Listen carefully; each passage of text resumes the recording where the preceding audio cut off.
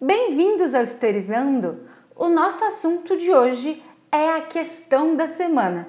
Para quem não sabe, toda sexta-feira aqui no Historizando tem correção de questão para você, tem então revisão para provas, enfim, tudo para você entender melhor como funcionam as provas, as questões de humanas. Então, se você gosta desse tipo de conteúdo, já deixa seu like, se inscreve no canal porque toda semana tem, e não só isso, mas eu atendo a pedidos de vocês com relação às provas. Então, você pode fazer seu comentário com a questão que você quiser ver por aqui. Nessas últimas semanas a gente tem revisado aí para a prova da Unesp, porque a gente sabe que as datas mudaram aí com uma constância muito grande e nós temos aí a segunda fase para acontecer no final de maio, pelo menos esperamos que isso aconteça. E para quem não sabe, a segunda fase vai ser muito similar à primeira, já que vai ser uma prova fechada também. Então aqui no Historizando nós já temos vários vídeos de correções e revisões para a Unesp. Vou deixar tudo linkado aqui, que se você está chegando agora e ainda não viu, vou deixar aqui para você fazer uma revisão completa.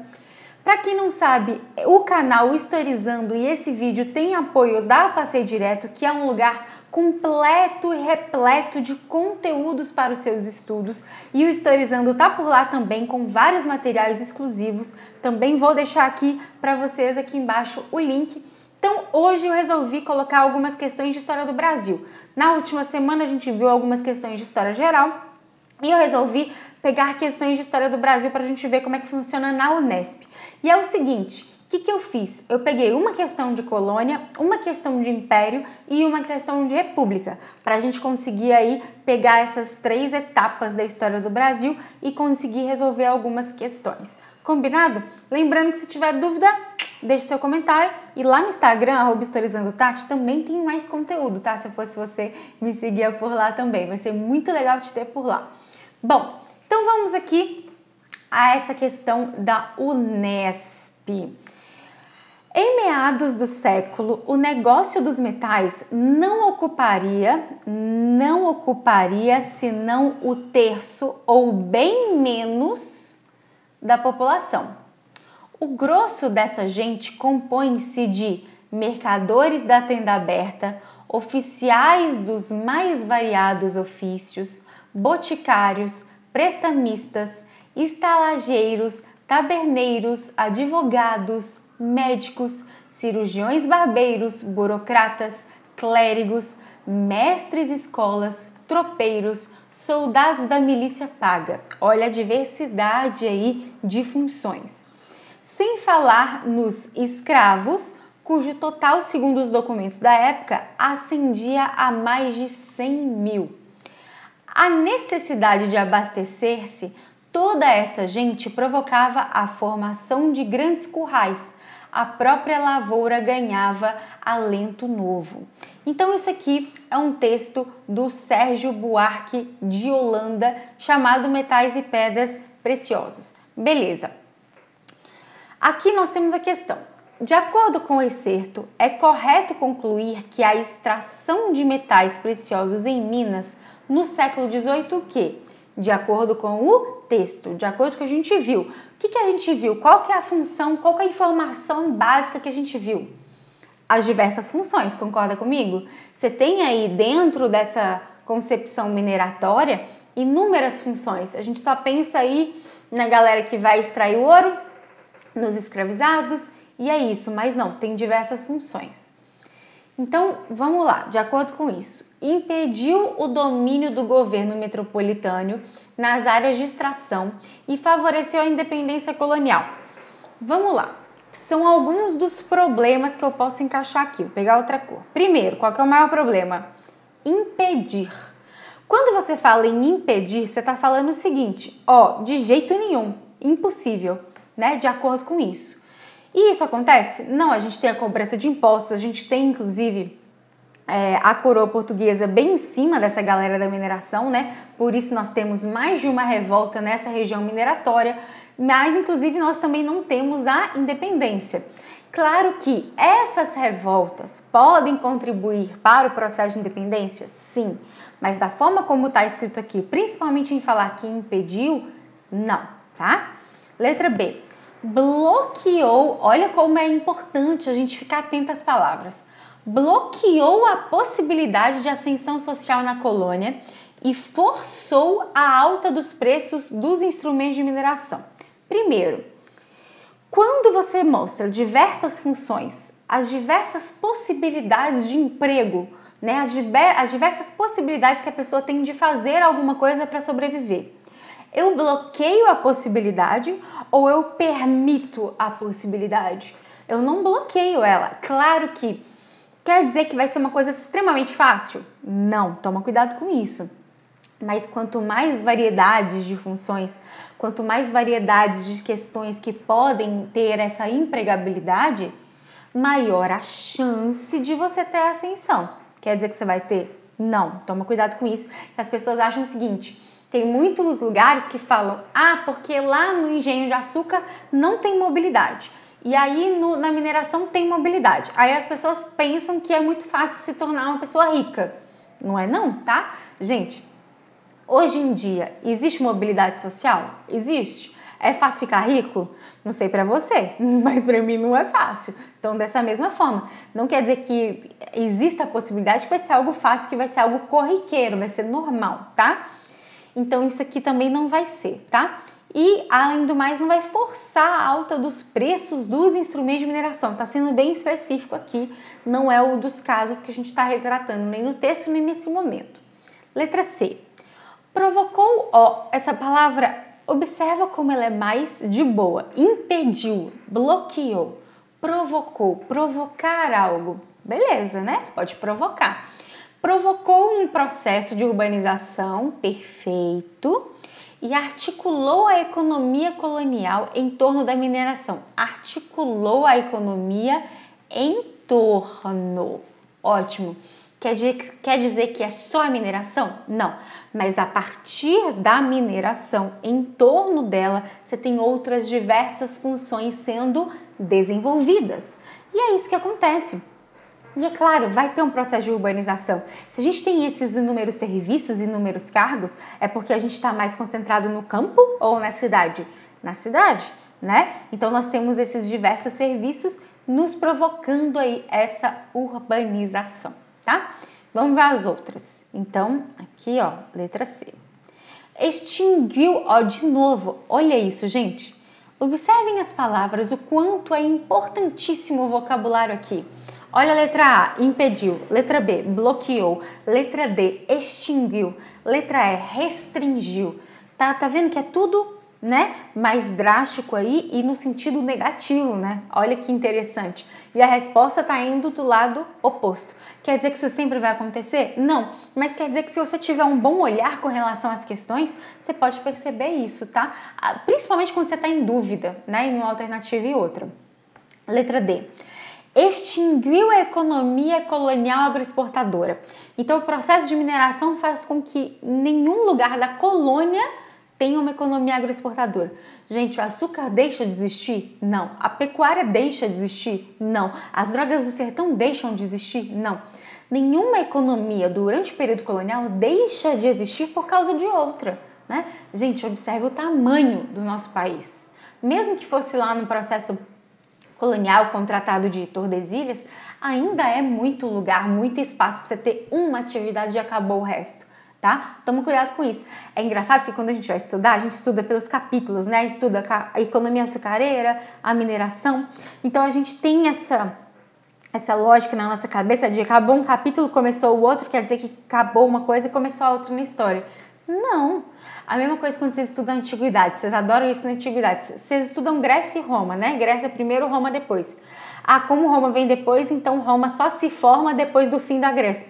Não, nada a ver. São lugares diferentes, são civilizações diferentes, são povos diferentes. Então podem sim ter convivido, como conviveram, né? Na mesma época, ok? Então tomem cuidado com isso. Extinguiu a economia? Não. Incorporou a população litorânea economicamente ativa. Pode ter incorporado? Sim. Todo mundo, geral? Não, né? Muita gente foi realmente para essa região, mas não incorporou a população. Todo mundo chegou, saiu do litoral e foi para lá. Também não, tá? Imagina como seria Minas Gerais? Meu querido estado. Bom, Letra E, restringiu a divisão da sociedade em senhores e escravos. Gente, não é o oposto? Isso aqui é um distrator que a gente chama de distrator de oposição. Eu não consigo escrever, né? Com essa canetinha. De oposição. Eu tenho um vídeo aqui só sobre distratores, eu aconselho muito você a assistir esse vídeo. Eu falo da prova do Enem, mas pode ser para qualquer prova. E isso aqui está sendo justamente o oposto do que está sendo discutido na questão. Então precisa tomar muito cuidado. Combinado? Letra C é nosso gabarito. Vamos para a próxima. Os colonos, aqui eu trouxe de império, tá?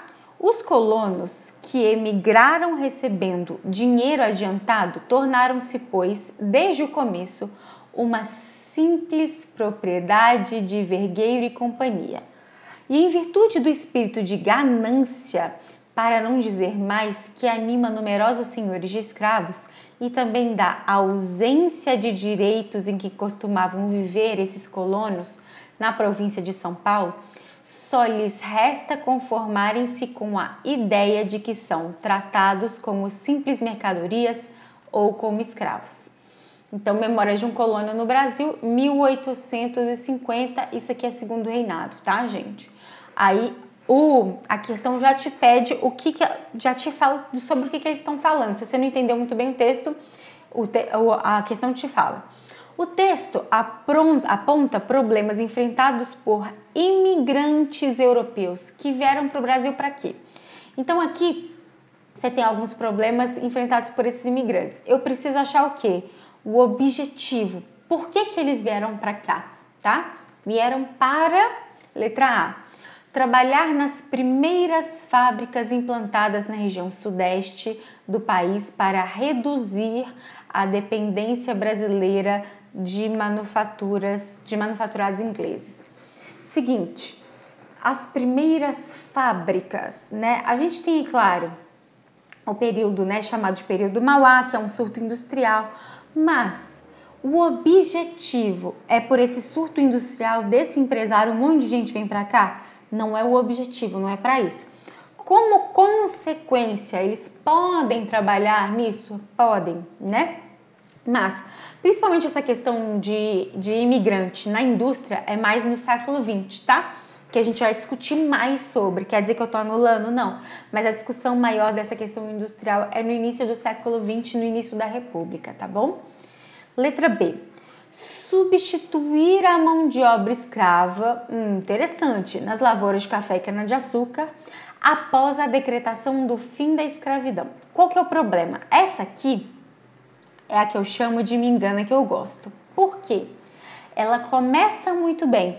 Substituição de mão de obra, ok, você tem essa discussão, né, do escravismo nessa época, do fim do escravismo nessa época. Mas esses imigrantes, eles só vêm para o Brasil após a abolição? Não, toma muito cuidado com isso. Você tem o fim do tráfico negreiro, e o fim do tráfico negreiro exatamente quando? Em 1850, mas a gente não tem a abolição, que é em 1888. São coisas diferentes, tá? Agora, com a questão do fim do tráfico e tudo, né, e com as leis abolicionistas, aos poucos precisa dessa substituição. Então, toma cuidado, porque ela começa bem e termina péssima, tá? Então, tá errada. Muito cuidado, porque muita gente marca, fica feliz, chega em casa, errou feliz, né?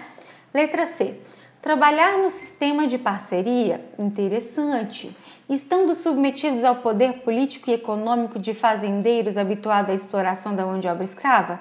Gente, é exatamente sobre isso que esse texto está falando. Tô riscando bem, né? É exatamente sobre isso que esse texto está falando. Concorda comigo? Está falando dos colonos, da imigração, dessa propriedade vergueira e companhia que vai receber essa galera, mas ao mesmo tempo vai explorar muito essa galera, porque esses senhores estão acostumados com questões escravistas, então não vão tratar eles de uma forma como assalariados, por exemplo, né, e sim como escravizados. Então você tem aí essa discussão acontecendo, ok? Então, letra C, excelente. Letra D, substituir a mão de obra indígena na agricultura e na pecuária, pois os nativos eram refratários aos trabalhos que exigiam sua sedentarização. Isso aqui é muito bizarro, né? Primeiro que isso aqui é muito retratado, é um preconceito muito retratado no Brasil colônia, né? Que é o quê? Os nativos, os indígenas não conseguem trabalhar numa coisa só e tudo por causa do modo de vida, ou então os nativos preguiçosos, né, os indígenas preguiçosos. Isso tudo são preconceitos, estereótipos estabelecidos. Primeiro que, além de estar super errado, isso é mais colocado no Brasil colônia, né? Essa ideia é mais colocada no Brasil colônia, então não é o caso. E segundo que não é substituição de mão de obra indígena, né? A gente está falando da questão escravista. Falando em questões indígenas, quarta-feira, então hoje que eu estou publicando esse vídeo na sexta, na quarta-feira dessa semana saiu um vídeo sobre povos indígenas do Brasil, eu aconselho demais você a ver, tá? Que eu fiz com muito carinho, muito estudo, e esse mês aí que se passou, o mês de abril, é muito discutida essa questão indígena no Brasil, então é interessante demais você assistir. Beleza, letra E. Trabalhar no sistema de colonato durante o período da Grande Imigração e se estabeleceram nas fazendas de café do Vale do Paraíba e do litoral do Rio de Janeiro. Bom, sistema de colonato vai até acontecer, mas primeiro você tem mais uma questão de parceria e tudo, depois você tem umas discussões aí com o governo, então não vem ao caso aqui nesse momento. E além disso, não falando assim, estabeleceram nas fazendas de café do Vale e do litoral do Rio de Janeiro. Primeiro que o Vale do Paraíba e o litoral do Rio de Janeiro, né, que é ali região também do Vale do Paraíba, também vai englobar parte do Rio de Janeiro. Não sei se litoral, porque minha geografia não é tão boa, mas vai incluir parte do estado do Rio de Janeiro. Primeiro que essa galera do Vale do Paraíba, que lembra que vocês estudam, né, no café Vale do Paraíba, Oeste Paulista, o Oeste Paulista vão ser os primeiros a abraçar essa ideia do imigrante, tá? Então, depois você tem a questão do Vale do Paraíba. Então, por mais que você tivesse na dúvida, não é aqui à primeira vista essa galera, e sim do Oeste Paulista, né? Ainda mais que a gente está fazendo uma prova da Unesp, então vocês precisam entender esse processo aí, Oeste Paulista, Vale do Paraíba. Então, letra C, nosso gabarito, tá? Agora eu trouxe uma sobre presidencialismo, então sobre Brasil República, tá? Vamos lá. No presidencialismo, a instabilidade da coalizão pode atingir diretamente a presidência.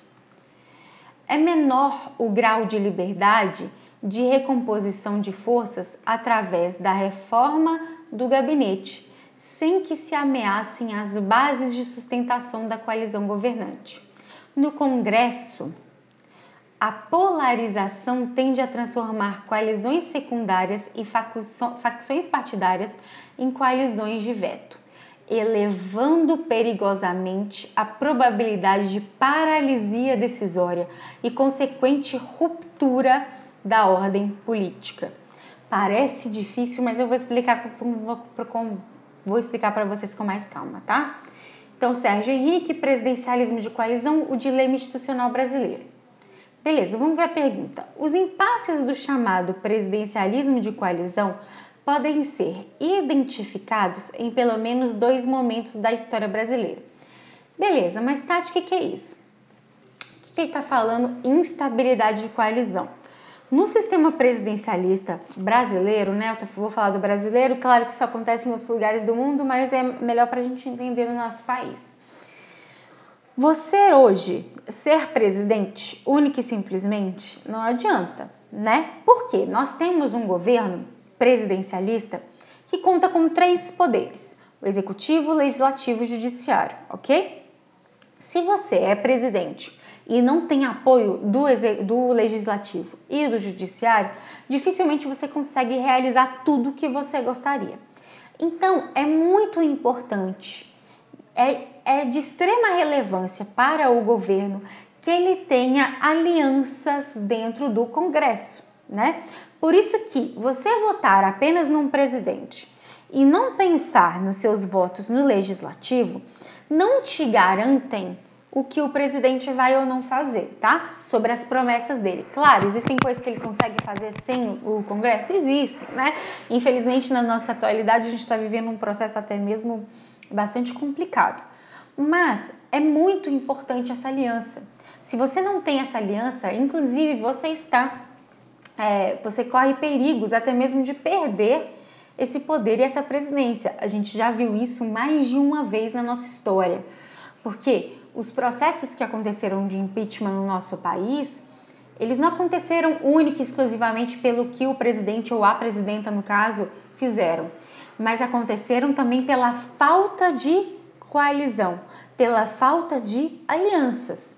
Porque para o impeachment acontecer, primeiro que o Congresso tem que ser provocado e realizar isso, fazer votações inúmeras, passar por inúmeros processos. Então, se você tem muitas alianças, se o presidente, se o governante, se a liderança tem muitas alianças, dificilmente esse impeachment, né, vai para frente, digamos assim.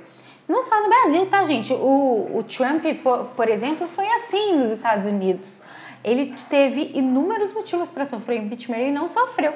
Teve o processo e tudo, mas ele não sofreu, né? Então, são muitas variáveis. Não é simplesmente fez algo de errado, sofreu impeachment. E é isso que ele está falando aqui. E essa paralisia decisória é o quê? Se você não tem essas alianças, se você, pelo contrário, tem confrontos com o Congresso, você não consegue nunca aprovar o que você quer, né? O Obama, por exemplo, nos Estados Unidos, estou falando dos Estados Unidos porque eu li o livro da Michelle Obama recentemente, tá? Mas eu li no livro dela que o Obama, ele assume a presidência querendo resolver crises econômicas nos Estados Unidos, então algo que atingiria a todos de uma forma positiva, e não conseguia resolver, porque o Congresso, que era contra ele, não queria passar mesmo projetos que seriam, que beneficiaria todo mundo, entende? Então essa questão de alianças é algo muito complexo e, inclusive, muito grave se a gente não compreende, porque a nossa política não depende só de quem a gente vota para presidente, tá? Depende de outras inúmeras variáveis. Beleza. E é engraçado que tem gente que vota, né? Tem, por exemplo, vereadores que prometem mundos e fundos. Só que vereador, gente, ele não consegue, ele não tem poder para fazer mais da metade das coisas que esses vereadores prometem, né? E vereadoras prometem nas eleições. Então a gente precisa entender em quem a gente vota, por que a gente está votando nessa pessoa e se de fato o que essa pessoa está falando tem sentido, tem lógica com o cargo que ela vai ocupar, beleza? Mas enfim, depois de todas as discussões, acho que deu para entender mais ou menos o que o texto quis dizer. E aí, ele tá pedindo assim pra gente, quais momentos da história esse embate vai ser maior, né? E aí eu já vou dar o spoiler para vocês, porque isso aqui não tem nem como eu falar ou não é, ou analisar uma por uma para vocês, porque são momentos específicos da nossa história. Primeiro, em momentos que a gente tem um processo ditatorial ou totalitário, né, ou enfim, autoritário, dificilmente isso vai acontecer. Por quê? Se a gente está inserido numa ditadura, o executivo não vai ter muitos problemas ou interferências do legislativo. A ditadura militar é um excelente exemplo. Tem os AIs, lembra? AI1, AI2, AI3, AI4. Então, o executivo é que determinava as ordens, que aprovava as ordens, não dependia do legislativo. E isso, numa democracia, você tem uma dependência, né? Coisa que na ditadura não tem. Então, a gente já corta alguns momentos, né? A República da Espada, a gente corta, por exemplo, que nem Constituição tinha. A Era Vargas, grande parte da Era Vargas, a gente também corta, que o Vargas não enfrentou esse problema, não na Era Vargas. Na ditadura militar, a gente também corta esses momentos, tá? Então, o que nos resta? Alguns momentos do período chamado democrático, né, que até é meio contraditório, mas em alguns lugares chama democrático, em alguns lugares chama de populista, em alguns lugares chama de Quarta República, que é aí de Dutra até João Goulart, como principais problemas. O Vargas, mesmo no segundo governo dele, ele sofre muita oposição do Congresso, o Jânio Quadros, né, que até tem a renúncia, e o João Goulart. Então nós temos uma grande parte desse período aí, né, 3 presidentes desse período sofrendo isso. E na nossa nova república, que é principalmente o Collor, né, principalmente os impeachments, como eu falei para vocês, o Collor e a Dilma. Então nós temos nesse período, né, chamado democrático, e nessa nova república, as maiores questões. Então, nesse caso, você entendendo esse processo, compreendendo esse processo, não precisava nem ler as alternativas, é só procurar, deixa eu ver onde está nas sucessivas constituintes realizadas de 34 e 46, lembrando que eu falei que era Vargas, dificilmente não se encaixa, ainda mais que você tem uma constituinte de 37 aqui no meio. e na Primeira República também não. Dificuldades políticas enfrentadas, aqui ó, de 46 a 64, que é o chamado da Quarta República que eu falei, e crises da Nova República, principalmente quando a gente fala de Collor e Dilma, tá? Não tô falando que os outros não tiveram problemas não, mas Collor e Dilma chama mais atenção. Reforma partidária no final do regime militar eu falei que não. Pulverização dos votos populares nas eleições de 89 e 98. Você tem problemas, mas aqui a gente está falando de problema Congresso, presidente, e não da eleição em si. Claro que a eleição, a polaridade vai gerar problemas como esses também, sim, mas aqui não é o caso sendo discutido. Letra D, na crise do Segundo Império. Não, a gente não está falando de império aqui, tá? Quando a gente está falando desses poderes, realmente da forma como existe no presidencialismo, não tem como a gente falar de império. Aqui a gente está falando de presidencialismo.